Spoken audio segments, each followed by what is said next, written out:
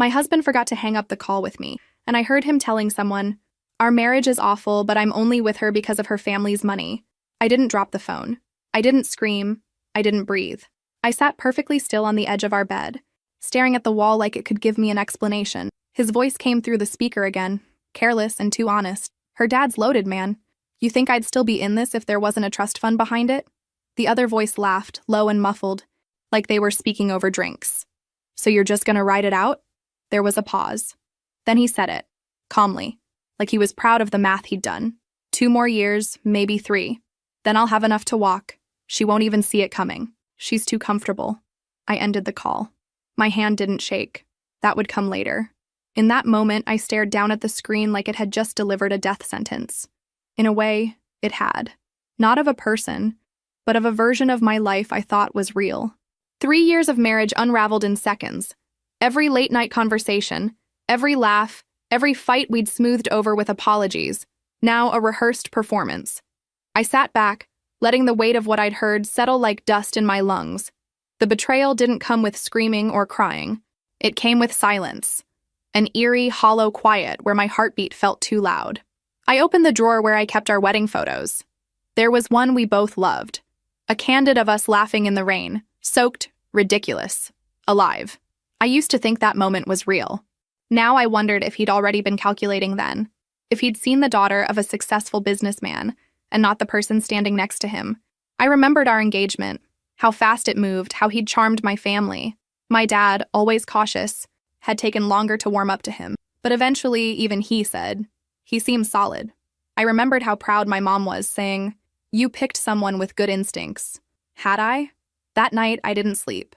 I lay beside the man who'd just confirmed he didn't love me, who saw our marriage as a temporary investment. His breathing was steady, peaceful. I wondered if he knew how loud that silence felt from my side of the bed. The next morning, I acted normal. I made coffee, just like I always did. He came downstairs in sweatpants, kissed the top of my head, told me I smelled good. "Sleep okay?" he asked. I smiled. "Yeah, you?" "Like a rock," he said, pouring his usual half cup, no sugar.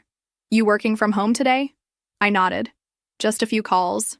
I watched him from across the kitchen, the way he leaned on the counter, scrolling through his phone.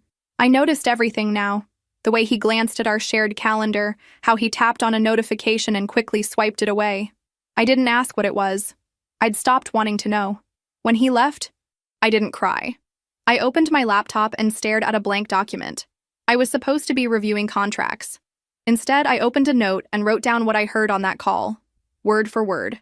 I needed it preserved. Not for court. For myself. Because I knew there'd be days ahead when I'd doubt what I heard.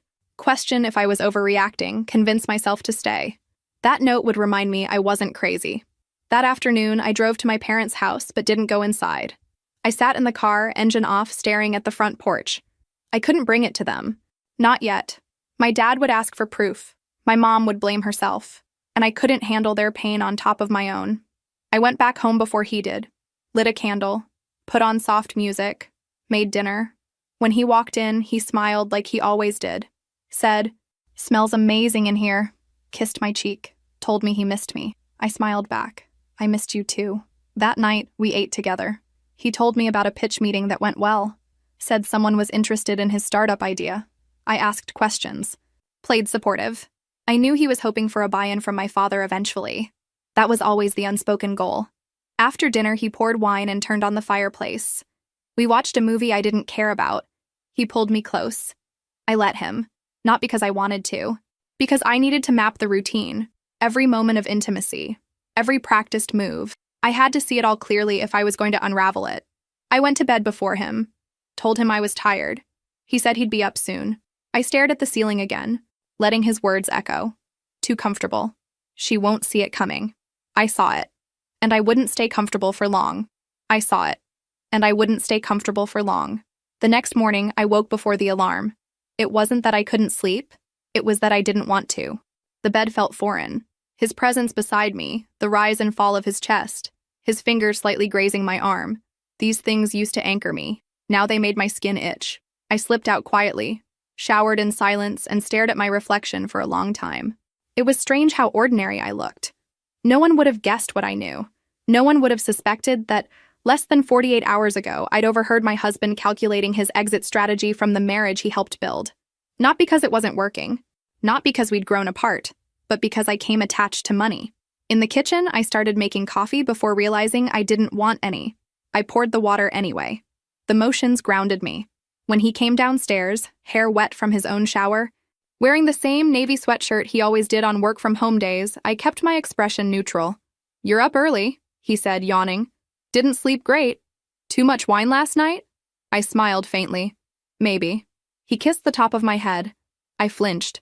Not noticeably, but enough that I felt it. He didn't seem to. Or maybe he'd grown so used to my compliance that he didn't notice anything unless it disrupted his script. After breakfast, I sat at the kitchen island, laptop open, calendar full of meetings I had no intention of joining. I stared at the screen while my mind wandered. 3 years. That's how long we'd been married. Almost exactly. And somehow, in less than 3 minutes of overheard audio, I was being forced to reassess every moment of it. Was he lying when he said I looked beautiful in the mornings? When he cried at our wedding, was it real or just good acting? When he talked about kids, was that part of the plan too? Build deeper ties? Make it harder to walk away? Harder to untangle the money? I thought about our first year together, the small apartment we rented downtown, the way we'd save up for takeout and share cheap wine on the fire escape. I'd believed in us then. In him. I remember telling my sister, "He's the kind of man who makes the world feel solid." And maybe that was true, until the foundation cracked. At noon, I stepped away from my computer and sat on the edge of the bed. I let myself go back through it all. Slowly. Deliberately. I wanted to see it clearly, to stop idealizing it. I needed to strip away the warm filters I'd built around our memories and see them for what they really were. Like the way he always insisted we dine at high-end restaurants whenever we were with my parents. The way he got quiet anytime money came up, unless it involved something being gifted to us. How he once told me it made more sense to lease a new car in my name since my credit was stronger. At the time, I'd called it practicality. Now I saw it for what it was. He hadn't fallen out of love. He'd never actually been in it. I picked up my phone and opened our photos. There were hundreds. Vacations, birthdays, selfies in the kitchen. I zoomed in on his expression in one, his arm around me, smiling, perfectly posed. And yet his eyes weren't looking at me. They were looking just past the lens, as if he was already aiming for whatever came next. I saved a few of the more recent pictures. Not for nostalgia, for documentation. I had a strange, sharp instinct to start gathering things. Like a woman preparing for a storm no one else could see coming. By evening, I felt numb. He was in the living room, working on something he called a pitch deck for investors. He didn't offer details. He never did. Not to me. He asked what I wanted for dinner. I told him I wasn't hungry. He offered to cook anyway. Said, "Let me take care of you." I watched him move around the kitchen, humming to himself. It was the same song he always hummed, some old indie track he used to play when we first dated. I wondered if he hummed it for her, too. I didn't ask. I didn't speak much at all that night, but I took note of everything. The way he watched me from the corner of his eye. The way he hesitated before bringing the food over. Almost like he sensed something had shifted. When he finally sat beside me, he said, "You've been quiet. Just tired. Work stress?" Something like that. He nodded and placed a hand on my thigh. I didn't move, didn't flinch this time. I was too far beneath the surface. Too deep in the place where grief quietly transforms into clarity. Because that's what was happening now. I wasn't breaking down. I was waking up. And now, every move he made became a study. A performance I'd watched too many times without realizing I was the audience. It had been 3 days since the phone call. 3 days of watching him brush his teeth, make coffee, kiss my cheek goodbye, all while knowing what he'd said about me, about us. The strange thing was how normal he seemed. Not guilty, not careful, just ordinary. Maybe that was the most unsettling part. That someone could plan your betrayal and still sleep soundly beside you. Thursday morning, he offered to drive me to work. Something he hadn't done in months. "You look tired," he said, adjusting his rearview mirror. "Figured I'd make your morning easier." I almost said yes. The old me would have been touched by the gesture. Now I wondered what prompted it. Was this part of the routine? Keep the wife happy, keep the money flowing? "I have a stop to make after work," I said instead. "I'll drive myself." He nodded easily. "No problem. Dinner out tonight? That steakhouse you like? The one my father recommended?" the one we'd been to exactly twice, both times when my parents were paying. Sure, I said. At work, I couldn't concentrate. Every email felt pointless. Every meeting dragged. I kept replaying the conversation, trying to remember his exact tone when he'd said, "She won't see it coming." Casual, almost bored, like discussing the weather. During lunch, I sat in my car and called my sister. Not to tell her everything, I wasn't ready for that, but just to hear a familiar voice. "You sound weird," she said after 5 minutes of small talk. "Everything okay?" "Just tired. Work stuff." "How's the husband?" The question hung in the air longer than it should have. "He's fine, same as always." That doesn't sound convincing. I forced a laugh. "I'm just in a weird mood. Ignore me." But after we hung up, I sat there thinking about her words. Same as always. That was the problem, wasn't it? He was exactly the same. While my entire world had shifted, he remained unchanged. Because for him, nothing had shifted. This was always the plan. That evening at dinner, he ordered wine without asking what I wanted, made a toast to us and the future we're building. "Do you ever think," he said, cutting into his steak, "about what we want our life to look like in 5 years?" I tilted my head. "What do you mean?" "Just bigger things, you know? Your family has this amazing foundation, this network. Sometimes I think we could be doing more with it." The words sounded rehearsed, like he'd practiced this conversation. More like what? I don't know. Partnerships, investments, building something that lasts. He was testing the waters, seeing how receptive I was to involving my family's money in his plans. "That's pretty vague," I said. He laughed, but it sounded hollow. "I guess I'm still figuring it out. Just feels like we have so many opportunities we're not taking advantage of." Later that night, I watched him sleep. His breathing was steady, peaceful. No signs of guilt or worry. Just a man resting after a productive day of manipulation. I lay awake until almost 3 in the morning, not thinking about revenge or confrontation, just trying to understand how I'd missed it. How someone could share a bed with you, share meals, share conversations about the future, all while planning to leave you once they'd extracted enough value. The next morning, I decided to pay attention differently. Not to snoop or investigate, not yet, but to really see him. To stop filling in the gaps with my own hopes and assumptions. When he said, "I love you," before leaving for work, I watched his eyes. They looked just past me, unfocused, like he was reading from a script. When he texted me at lunch, "Thinking of you, beautiful," I noticed he sent it at exactly the same time he'd texted me yesterday, and the day before. When he came home that evening with flowers from the grocery store, I realized he'd done the same thing last month. Same flowers, same timing, same casual "saw these and thought of you." It wasn't spontaneous affection, it was maintenance. That night, over leftover takeout, he asked about my day with the same interested expression he always wore. But when I mentioned a problem with a client, he nodded and immediately changed the subject to his own work. He hadn't actually been listening, just waiting for his turn to talk. These weren't new behaviors. They'd always been there. I'd just been too willing to see love where there was only routine. By Sunday, I felt like I was living with a stranger. Not because he'd changed, but because I finally saw him clearly. The man I'd fallen in love with had been a carefully constructed character. And the performance was so polished, so consistent, that even he seemed to believe in it. That afternoon, while he watched a game in the living room, I sat at the kitchen table with a cup of coffee I didn't want and started making a mental list. Not of evidence or proof, just of things I'd noticed. Things that suddenly made sense. How he always suggested expensive restaurants when my parents were joining us. How he'd grown quiet whenever I mentioned wanting to help pay down his student loans. How his business ideas always seemed to require connections my father could provide. How he'd pushed for a joint bank account within 6 months of marriage. None of it was dramatic. None of it was obvious. That's what made it so effective. I wasn't dealing with a villain. I was dealing with someone who'd turned our entire relationship into a long-term business strategy. And he was so good at it, he probably didn't even see it as betrayal. Just smart planning. By Monday, the performance resumed, like clockwork. He kissed my forehead before leaving for work, said, "Don't work too hard," with a soft smile. I stood in the hallway, watching him gather his keys, adjust his jacket, and walk out like he had somewhere important to be. He didn't know I already suspected most of his meetings weren't real. That morning, I began documenting things.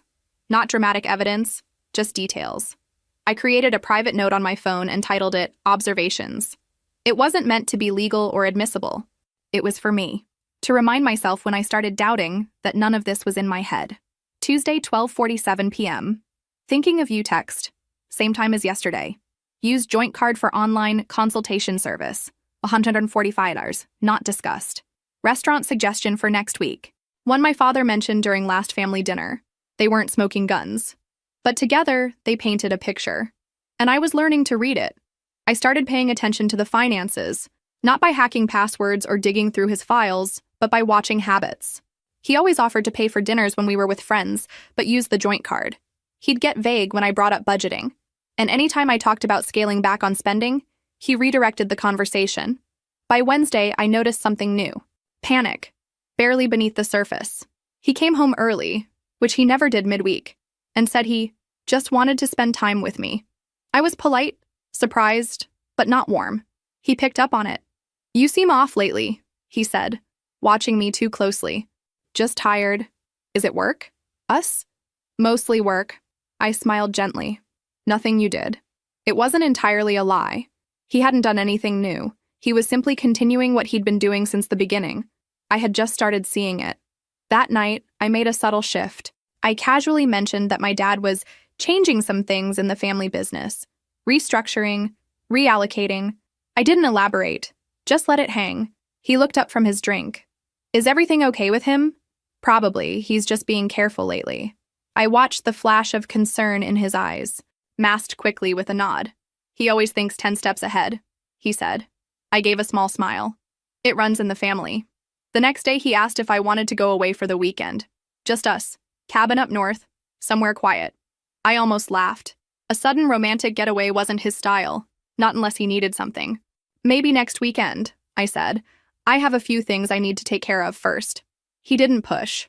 But that night, he was more affectionate than usual, held me longer, watched me while I read, tried to initiate a conversation about long-term goals, using phrases like real estate, a retirement, generational wealth. I listened quietly. The truth was, I didn't know what my long-term goal was yet. All I knew was that it no longer included him. By Friday, I made a decision. I wouldn't wait for a perfect moment. I wouldn't wait for more evidence or for him to slip up. I'd already seen enough. And I didn't need a full plan. I just needed to start pulling away, strategically, calmly, without giving him reason to panic. I began with my accounts. Not the joint ones, mine. The personal savings I hadn't touched since college. I scheduled an appointment with my bank manager, requested that a new account be opened in my name only, no digital trace linking to him. I moved a modest amount, enough to start a separation, not enough to trigger suspicion. That weekend, I visited my parents under the pretense of helping them organize paperwork for tax season. I didn't tell them the truth, not yet. But I asked a lot of questions, casual ones, about legal protections, about the trust, about how they vet people tied to the family business. My dad gave me a look across the kitchen table. Something on your mind? I shook my head, just being cautious. He didn't push. He never did. That was something I'd always loved about him. He gave people space to come to him when they were ready. Saturday night, back home, he brought up the idea of us starting a business together. He said it casually, but I could tell he'd been rehearsing it. We've got the brand, the last name, the connections. All we need is the right concept. What kind of concept? I asked. I'm thinking wellness, he said. Something lifestyle-focused. Everyone's into that now. Do you have experience in that space? Not yet. But with the right team, the right pitch, your dad might even know someone. I let him trail off. I didn't nod. I didn't push. I just looked at him. And for the first time, I didn't see my husband. I saw the plan, the calculation, the person behind the mask.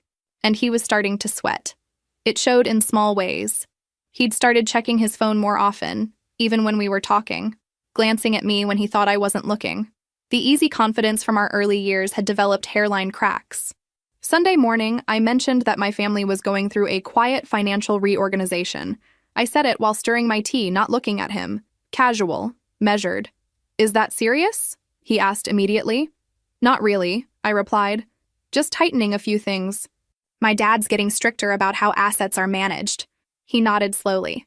Makes sense. Smart move. But I noticed he didn't touch his coffee after that. And when I excused myself to take a call from my sister, I heard the floorboards creaking in the kitchen, pacing. That evening, He was overly attentive, made dinner without being asked, lit candles, asked me what kind of vacation I'd want if we just ran away for a while. Somewhere quiet, I said. No signal, just air and space. He smiled like that meant I was still his. But the smile looked tired around the edges. Monday morning, I started researching. Nothing dramatic, just information gathering. I looked up financial consultants online, read reviews, bookmarked contact information. I researched storage facilities. I Googled phrases like financial manipulation in marriage and protecting assets during separation. I wasn't ready to act on any of it, but knowledge felt like armor. That afternoon, while he was at what he called a client meeting, I walked through our house differently. Not snooping, just noticing. The way he'd positioned his laptop so the screen faced away from the common areas. How he'd started keeping his phone face down during meals. The stack of business cards on his desk that hadn't been there last week. When he came home, he seemed agitated. Said the meeting didn't go as planned, but wouldn't elaborate. Over dinner, he pitched an idea for an app focused on financial literacy for couples. People trust people with legacy, he said, gesturing with his fork. If we position ourselves as a team building wealth together, there's something there. He always used words like we and team when talking about money, but only my family's money. Tuesday, I did something small but deliberate. I changed my banking password. Just mine. The personal account he'd never had access to anyway. It wasn't that I thought he was monitoring it, but I wanted to start drawing invisible lines. That evening, he suggested dinner out. Said he'd made a reservation somewhere special. The restaurant was nice, too nice for a random Tuesday. When we arrived, the hostess greeted us warmly, but I caught her glancing at him with a look I couldn't quite read. Familiarity, maybe. Or confusion. During dinner, he was more animated than usual, talking about opportunities and building something lasting. But underneath the enthusiasm, I sensed something else. An urgency that hadn't been there before. I've been thinking, he said, cutting into his steak. We should be more intentional about our financial future. Maybe bring your dad into some conversations about investments. There it was. The real reason for the nice dinner, the candles, the sudden romance. That's pretty vague, I said. He laughed, but it sounded hollow. I guess I'm still figuring out the specifics. Wednesday, I told him I'd be working late. Instead, I drove around for 2 hours thinking. I sat in a coffee shop and made lists in my head. Not evidence lists, just clarity lists. What I knew, what I suspected, what I needed to understand. When I got home, he was waiting up. Said he'd been worried. Asked if everything was okay with my family, with work, with us. Everything's fine, I said. Just busy. He studied my face like he was trying to read something written there. You'd tell me if something was wrong, right? He asked. I met his gaze. Of course. It was the first outright lie I'd told him since this began, and it felt surprisingly easy. Thursday morning, he was restless. Made coffee, then didn't drink it. Started conversations, then trailed off mid-sentence. Finally, he asked if I was feeling weird energy between us. Not particularly, I said. Why? He shrugged. Just feels like something's shifted. I looked at him. Really looked. At the man I'd shared a bed with for 3 years. The man who'd cried at our wedding. Who'd held my hand through my grandmother's funeral. Who'd apparently been calculating our expiration date since the beginning. Maybe you're just stressed, I said. He nodded slowly. Maybe. But we both knew it wasn't stress. It was the sound of a house of cards beginning to tremble. And I hadn't even started blowing yet. By Friday morning, he was spiraling. Subtly, but unmistakably. I watched him open and close the same kitchen drawer twice, like he'd forgotten what he was looking for. He asked where I'd left the charger he always used, even though it was in the same outlet it had always been. He spilled coffee grounds on the counter and didn't wipe them, just stared at the mess, then walked away. I was careful not to mirror his energy. I kept my tone neutral, movements calm. I asked if he had any plans for the day. He said he might go, take a few meetings, but didn't elaborate. Anything interesting? I asked lightly. He shrugged. Nothing final yet. Final. Strange choice of word.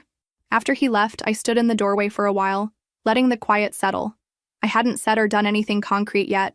No accusations, no ultimatums, just a few vague comments and a shift in behavior. And already, he was starting to fold inward.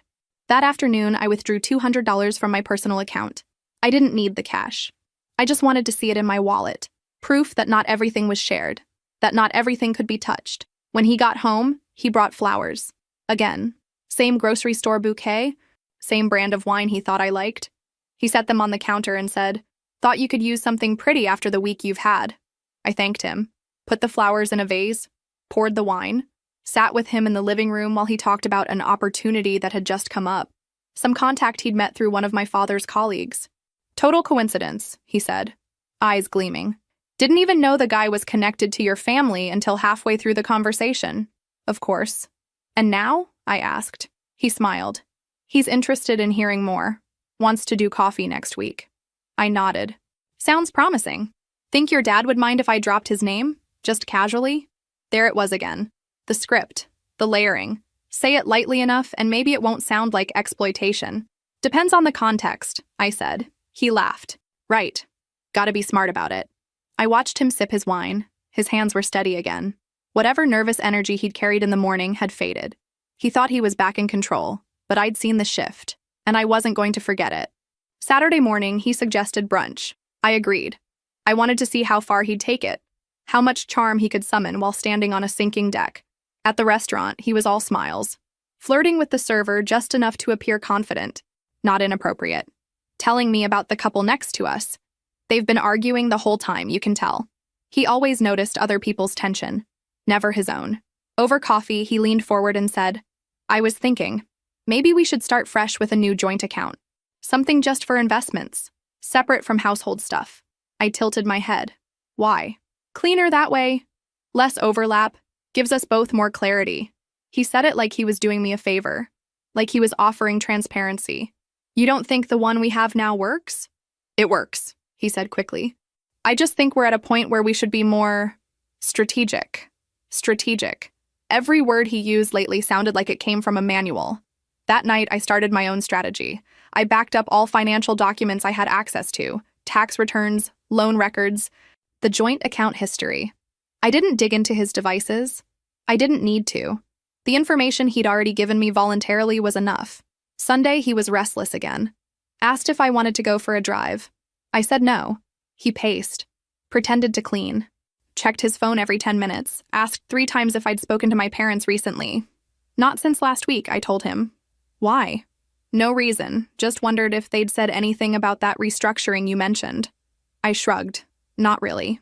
Just that things are shifting." He nodded, lips tight. That night, he came into the bedroom later than usual. I pretended to be asleep. He stood in the doorway for a while. Then he sat on the edge of the bed, like he was about to say something, but he didn't. Instead, he got up and walked out. I waited a full minute before opening my eyes. The sound of a man unraveling wasn't always loud. Sometimes it was just the silence after a lie stopped working. By Monday, the panic had set in. Not dramatic panic, nothing shouted or thrown. Just the kind that hums under the surface, distorting everything. He started sending me texts during the day, more than usual. Not sweet or flirty, but overly attentive. "What are you up to?" "Thinking about you?" "Let me know if you need anything." I replied when I felt like it. Short answers. No emojis. I wasn't being cold. I just didn't feel the need to play along anymore. By the 3rd message, he sent a voice note. "You've been quiet today. Everything good?" His voice was careful, soft, the kind of tone people use when they're afraid something's slipping through their fingers. That night, he showed up at my office. No warning, just appeared in the lobby holding coffee and a bag of pastries from a cafe I used to like.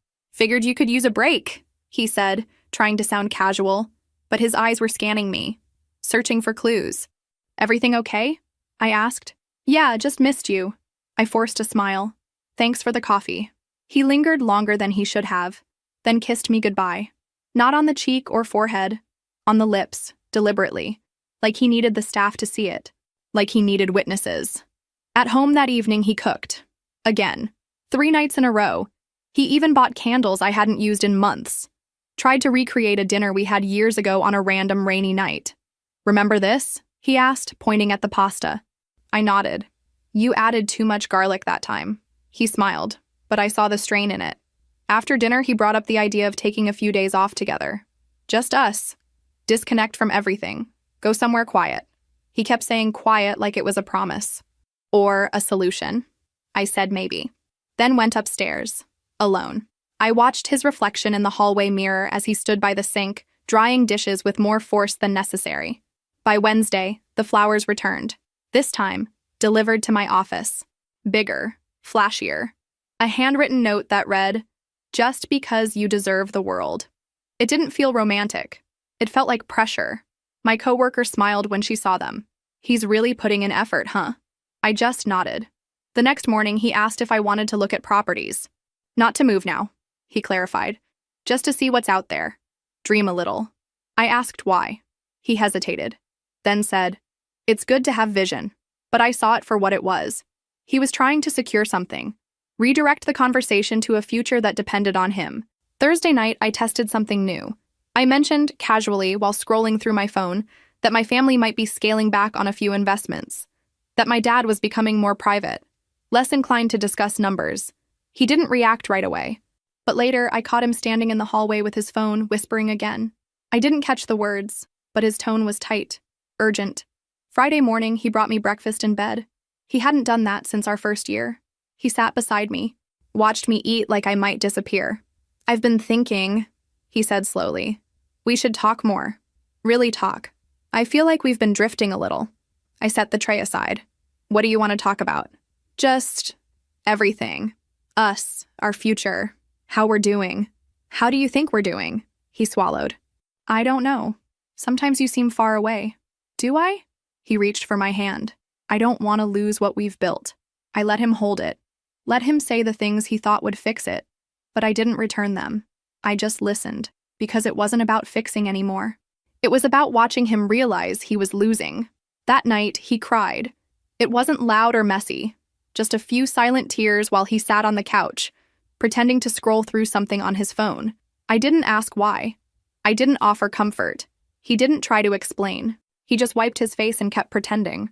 And for once, I think he knew I saw it. By Saturday morning, something had shifted inside me. The notebook I'd been keeping, quietly, methodically, was nearly full. Dates, behaviors, small inconsistencies. Every entry was a step back toward clarity. And now, looking at the pattern spread across weeks of careful observation, I knew I couldn't keep pretending much longer. He made breakfast again. Too much food, too many questions. "Do you want to go for a walk later? Should we book that trip next weekend? Have you talked to your mom recently?" "No," I said to the last one. "Why?" "Just wondering," he replied. "You've been quiet with them lately." I hadn't been quiet with them. I'd been thinking about what I would say when I was ready. That afternoon, I made a decision. I called my parents and asked if I could come over. "Just to talk," I said, "about something important." When I arrived, they were waiting in the kitchen, concern written across their faces. I sat down and took a breath. "I need to tell you something about him," I said. "About our marriage." I explained what I'd overheard in the phone call. The words he'd used, the tone, the casual way he'd discussed our relationship as a financial arrangement. I kept my voice steady, factual.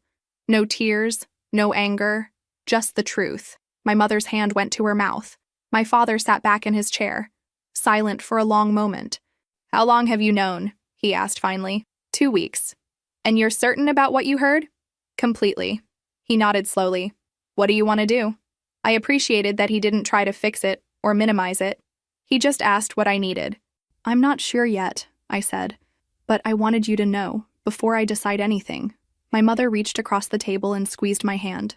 "We're here for whatever you need." Driving home, I felt lighter, not because the problem was solved, but because I wasn't carrying it alone anymore.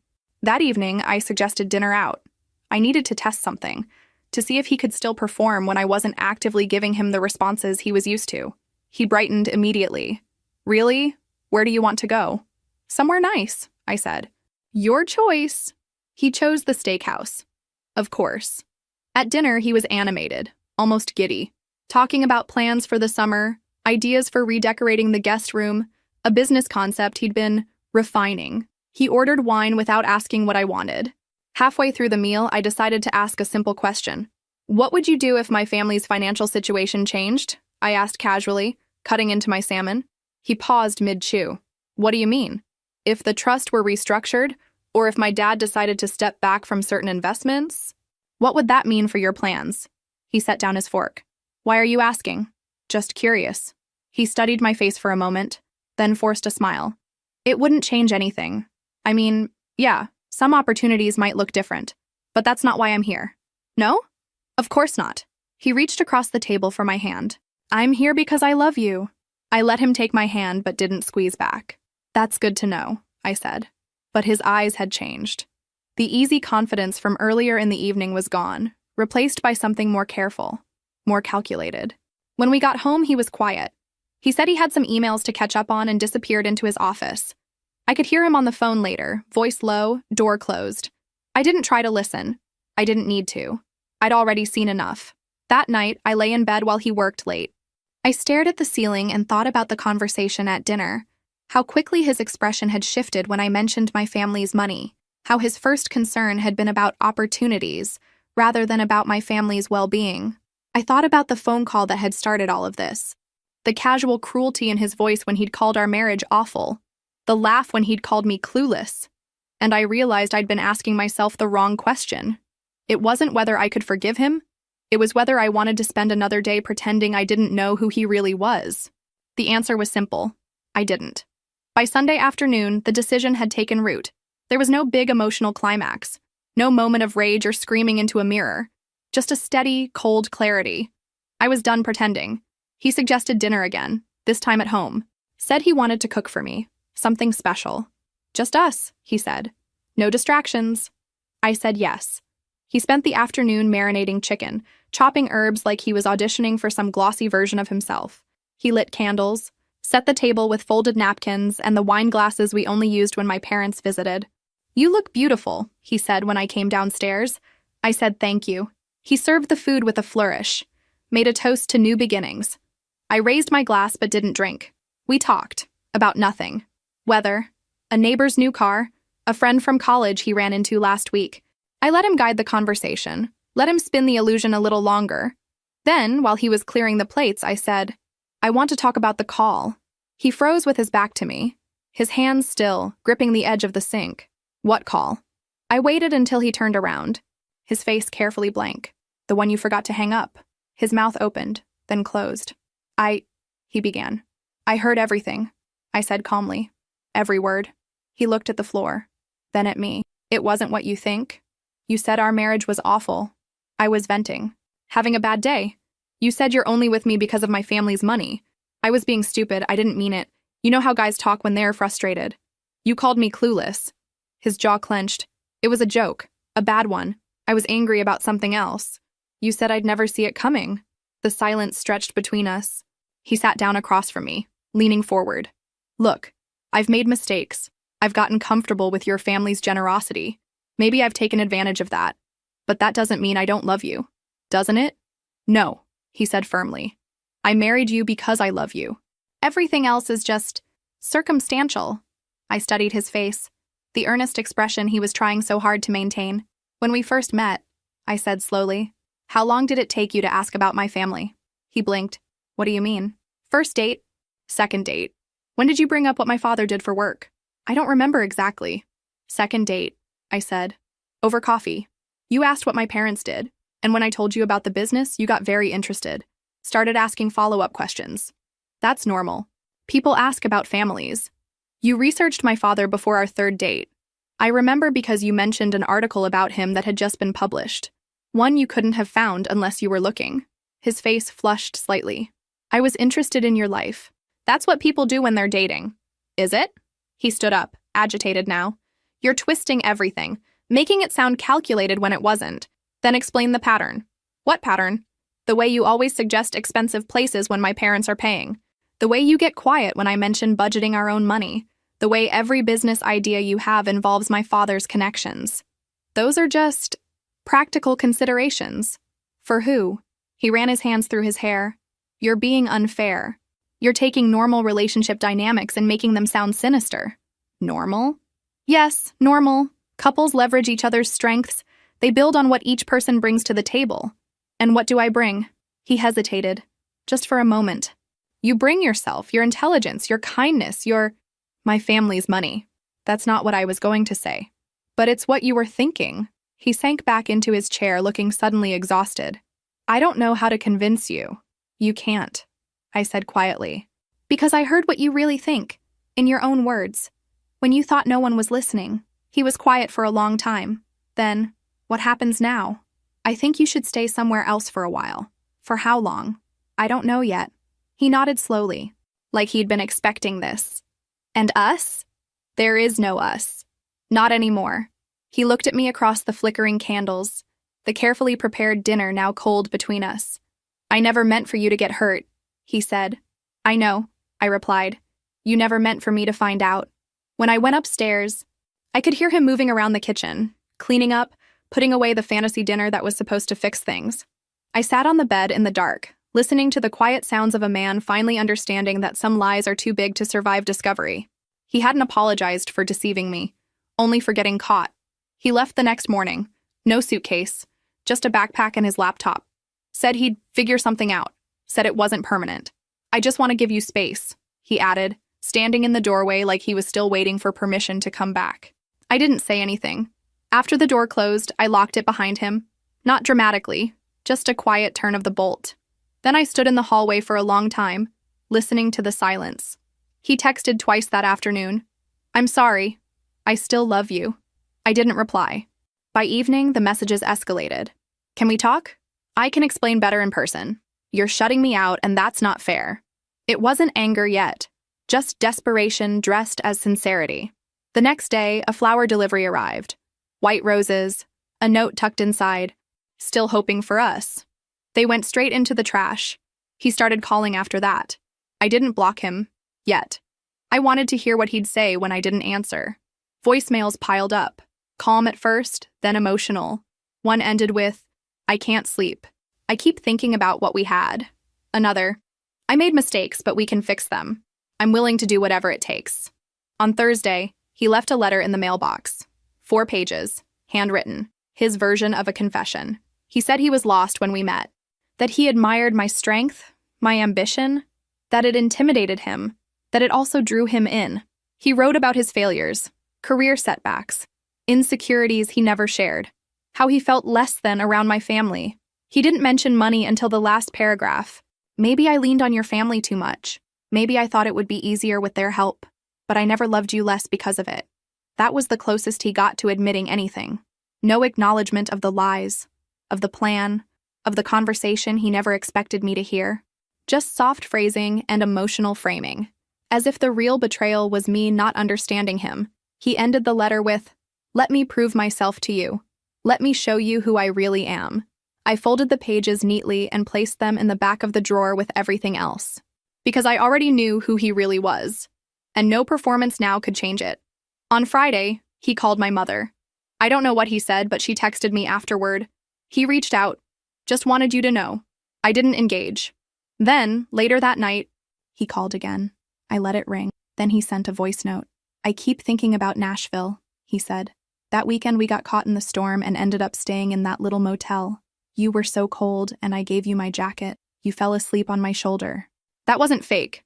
None of that was fake. His voice broke. He sniffled. Let a silence stretch before whispering, please don't let this be the end. But it was.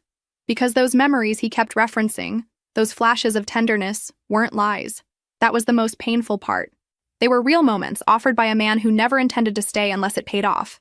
By Sunday, the tone changed. He texted, I think you're making a mistake. Then, we had something real, even if parts of it were messy.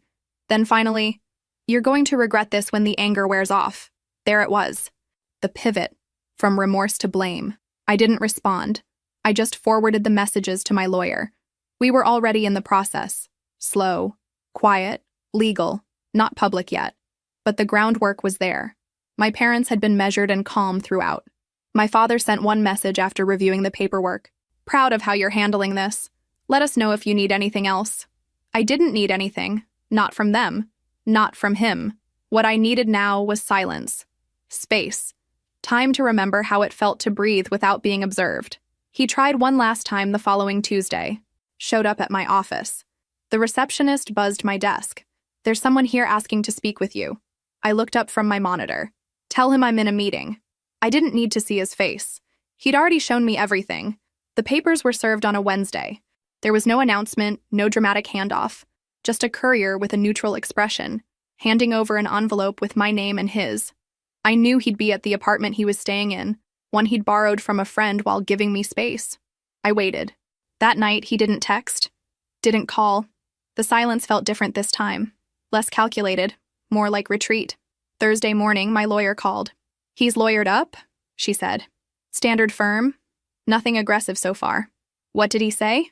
"He's not contesting the separation, but he's requesting mediation. Says he wants to protect what's fair." I didn't ask what he meant by fair. I already knew.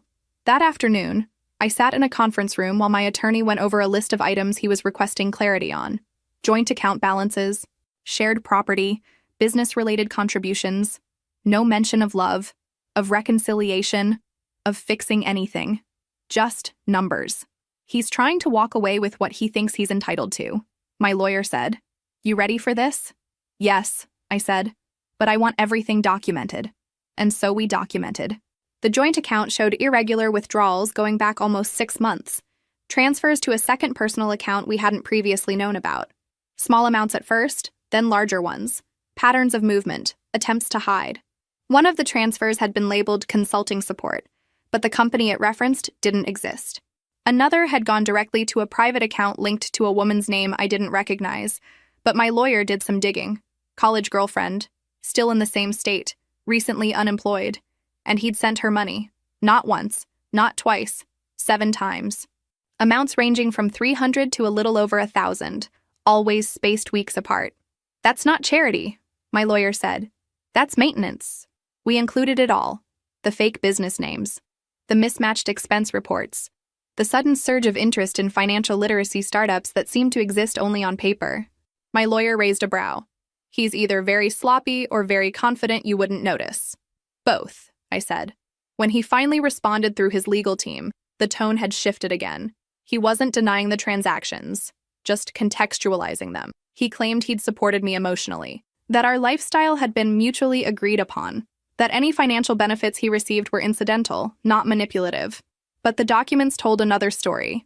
And for the first time since this began, I felt angry. Not heartbreak, not sadness. Just the raw heat of having been quietly used. He hadn't even tried to keep the story straight. He just assumed I wouldn't look. We scheduled the formal mediation 2 weeks later. He walked in wearing a blazer, smiling like we were there to negotiate a misunderstanding. I didn't smile back. The mediator outlined the terms. My lawyer laid out our findings. His lawyer looked increasingly uncomfortable. I didn't say much. I didn't need to. The paper trail was louder than anything I could have said. At one point, he looked over at me and said, "I never meant for it to get this far." And I just said, "You meant it to go far enough." He didn't speak again for the rest of the meeting. We didn't finish that day. Too much to sort through. But by the second session, the terms were clear. He'd walk away without contesting the dissolution. No claim on family assets. No share of anything tied to the trust. He asked to keep a watch I'd given him on our first anniversary. I said no. He didn't fight it. By the end of the month, the filings were complete. Nothing public yet, but official enough. My name restored to its original form. Access to all financial systems reset. All joint accounts closed. Phone plans separated. Keys collected. It took 3 months total. No drawn-out court battle, no public scandal. Just the slow, deliberate dismantling of a lie. The woman he'd been sending money to? She showed up in the financial records but never contacted me. I didn't need to speak with her. I already knew what kind of story he'd told her too. Something about being misunderstood, pressured, trapped in a marriage that didn't reflect who he really was. Maybe it was true. Maybe it was just another version of the script. Either way, I didn't care. By the time the divorce was finalized, I'd moved into a smaller place. Something mine. Nothing fancy. Just quiet. I changed my number. He sent one final email. No subject line, just a short message. "I never stopped loving you." I read it once, then deleted it. Not out of anger, out of relief. Some people say closure comes with forgiveness. I disagree. For me, closure came in silence. In the stillness of a house where I didn't have to watch my words or measure his moods. In waking up without dread. In knowing I didn't have to explain myself to someone who had never really been listening. I didn't tell many people what had happened. Just my family, my sister, a few close friends. Most others filled in their own blanks. That was fine. Let them. I started working longer hours not because I needed to, but because I wanted to. I rediscovered what it felt like to be proud of myself, not as part of a couple, not as someone's wife, but just me. There were bad days. Days when I questioned everything. Wondered how I could have missed it. Wondered if that version of love was all I'd ever been trained to recognize. But those days came less often. And when they did, I didn't fight them. I let them move through me like weather. And then I kept going. I donated the dress I wore to that steakhouse dinner. The one where I first realized I couldn't pretend anymore. I threw out the wine glasses we only used for show. I replaced the silverware set we'd picked together. Small things, petty maybe, but they made space. I went to therapy. I told the truth out loud. Heard myself say the words, "He used me." And my therapist didn't flinch, didn't rush to soften it. She just asked, "And what did that teach you about yourself?" I didn't answer right away, but I kept going back. My parents were exactly what I needed. Calm, grounded, not vengeful.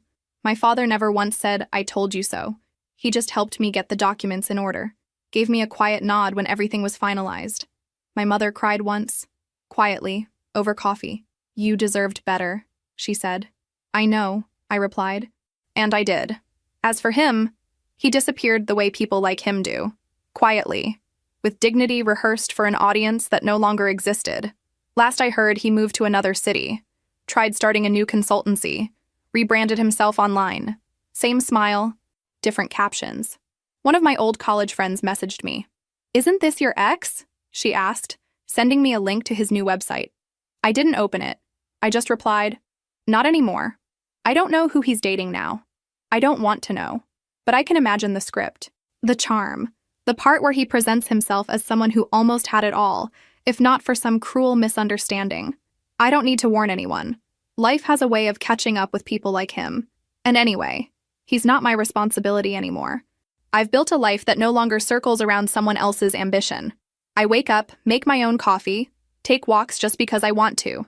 I don't check anyone's schedule before making plans. I don't filter myself to keep someone comfortable. One night, a few months after the divorce was finalized, I found the notebook I used to keep. The one where I'd written down his behaviors, the patterns, the lies. I read a few pages, then I threw it in the trash. Not because I wanted to forget, but because I didn't need it anymore. The proof had served its purpose. The real transformation wasn't about exposing him. It was about reclaiming myself. I was no longer the woman being managed like an investment. I was no longer the wife someone chose for access. I was someone who saw the truth, held her ground, and walked away. That was the story worth remembering. Epilogue, where everyone ended up. Him. He moved to another city, rebranded himself as a resilient entrepreneur with a personal growth narrative. His social media is full of polished captions about setbacks and reinvention. He never admitted what he did. Still curates his life for an invisible audience, still chasing validation in borrowed language. The woman from college, she never reached out. She likely went on with her life. Whether he's still part of it or not, I'll never know. The money she received was part of his long-term plan. But like most of his plans, it didn't survive exposure. My parents, still present, still steady. Careful with their words, not because they doubt me, but because they trust I can carry my own weight now. Quietly proud, fiercely protective, but from a respectful distance. Me, free. Not flawless, not entirely healed, but whole. For the first time in years, I'm not waiting for someone else's next move. I'm not anticipating the turn in someone else's mood. I'm not performing, I'm just living, and that's more than enough.